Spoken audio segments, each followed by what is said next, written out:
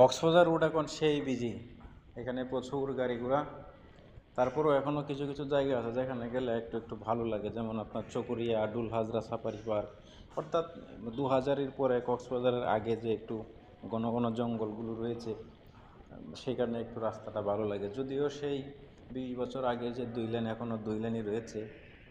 কাজেই আপনারা যারা কক্সবাজার আসবেন, বিশেষ করে মোটর বাইকে একটু সাবধানে চালাবেন। প্রায় প্রতিদিনই শুনতেছি এখানে অ্যাক্সিডেন্ট হয়, সেজন্য একটু ভয়ে ভয়ে আছি। আল্লাহ, জানি না আল্লাহ কপালে কী রেখেছেন। তারপরও আসলে আমি জানি না এই রাস্তাটা এখনও কেন 4 লেন হলো না। তো আমি সরকারের দৃষ্টি আকর্ষণ করব যেন এই রাস্তাটা, যেহেতু কক্সবাজার একটা আন্তর্জাতিক জায়গা, সারা পৃথিবী থেকে এখানে মানুষ আসে।